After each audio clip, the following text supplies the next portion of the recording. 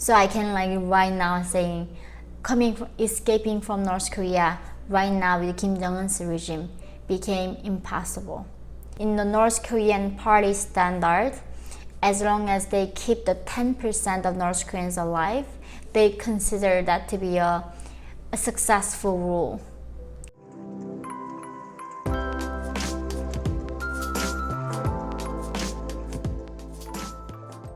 Hi guys, welcome to my channel. I'm so happy to be back after my 2 weeks vacation. I hope you all had a wonderful holidays and I wish you a happy new year again. I really hope that this one is better than the last one we had. As we all had a tough year here in the free world, of course the North Koreans in North Korea also has been affected by this pandemic immensely that I can't even know exactly how much they suffered. It's not the first time we hear that people is dying from starvation in North Korea, but the degree of it has been increased immensely with the complete lockdown in the country. So in this video today, I will talk about the recent development that has been occurring in North Korea and the new things that North Koreans even themselves are surprised to witness. So first of all, usually January 1st, Kim Jong-un comes out to give a live speech and he would tell the people of North Korea that what are the plans for the year and the promises that he has for the people. But this year he didn't actually show up, and all he did was writing a letter and showed it to the newspaper. North Korean people.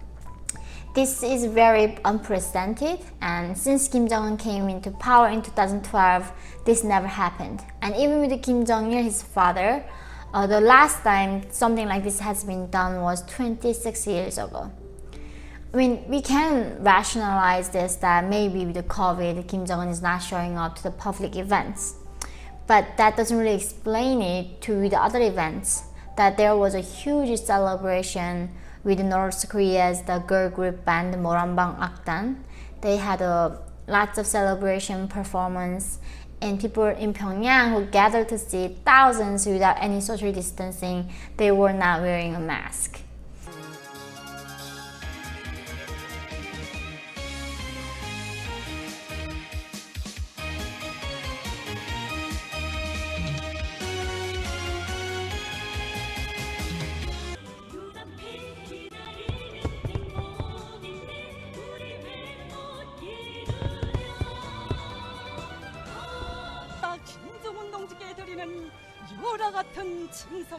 And this is why it's really kind of bizarre that Kim Jong-un is not showing up to the most important event of the year. The other thing is interesting of what's been happening in North Korea is that the rise of theft and robbery, or sometimes even organized crime. The life of course became so hard with the pandemic. Even before then it was already unbearable, but the pandemic made it even worse. So I'm gonna show you this data. This is a number of defection from North Korea and how it has been affected. Look at in 2002, it's over 1,000 people once every year made it to South Korea. But that number goes to the highest in 2009. That is where I made it to South Korea. That year, almost like over 2,000, 3,000 people arrived in South Korea from North Korea. Now, after Kim Jong-un got into power, as this data shows, that defection rate went down dramatically because Kim Jong-un had even more inhumane and merciless policy towards defectors. He would order the border guards, patrols to shoot to kill order. So anyone the guards would see crossing, he can just shoot them and there's no accountability killing a person. Even though, I mean, in the world we are living in right now, talking about human rights, that common sense does not apply in North Korea. With that kind of merciless policy, Kim Jong-un was able to bring down the defection rate down. However, the most turning point of this whole event was actually COVID-19 last year. And it's compared to 2019, the defection rate dropped to 80%. Last year alone, there are only 195 people made it to South Korea. But even these people were not the fresh comers out of North Korea. These were the people already who escaped North Korea beforehand and lived in China like I did, were hiding or trafficked. Then those were the people who made it to South Korea. So I can right now saying, escaping from North Korea right now with Kim Jong-un's regime became impossible. I don't know what kind of luck the people needs to make it, but it's impossible right now to escape out of North Korea to China. So this is a really huge challenge for the people. There's no way out.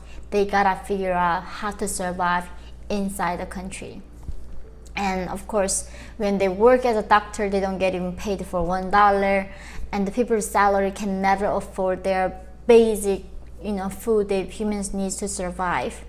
And this is forcing people to become all robbers, and violent crime is increasing so much. People are scared.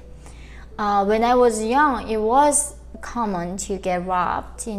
At nighttime they warn us like, don't go next to this town, under the bridge. And several times my family members, when they with a bicycle, people would come and hit them and steal the bicycle from him, or sometimes ask people to take off your clothes and jacket and give it to them. But the crime was never like this everywhere, every place. It's so like embedded right now in North Korean society. This is a huge concern for the party and also for the people. But the thing is, like, how can we blame people to do that if they cannot steer? And it's not only themselves gonna die, but their children gonna die from starvation. They steer to survive. And this is like why I can't even blame these criminals, because that's the only thing they have left to do to survive. With this even bleak trend, Kim Jong-un is not showing any signs of opening up a little bit for the people, and none. He just wanna close it as much as he can. And as I said before, in the North Korean party standard, as long as they keep the 10% of North Koreans alive, they consider that to be a successful rule. And imagine, so as long as 10% survives, in the eyes of North Korea's Communist Party, everything is wonderful. So they think they're doing such a good job, an impressive job. So until the 90% dies, there's nothing gonna be done about what is happening to North Korean people right now. Another scary part that I also saw with this January 1st New Year's Eve event is that there's still no signs of Kim Jong-un's wife. I did talk about, she has not been serving more than a year, and she's still considered to be a main wife of Kim Jong-un, the official wife, the first lady of North Korea. And I always we all hope, the experts of North Korea all thought, oh yeah, she should showed up. Like, this is a very public event. How can Kim Jong-un hide his wife for that long? And so many experts or the elites that I know from North Korea now, they think most likely she's got killed by Kim Jong-un.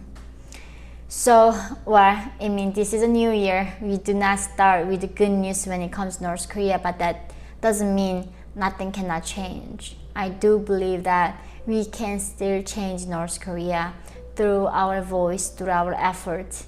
We all can use our voice to raise awareness, and also letting our politicians to know. We can talk about this in social media, then the people are gonna listen.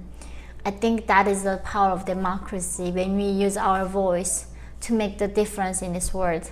When that voice is strong enough, more people is involved, the leaders of this country will act.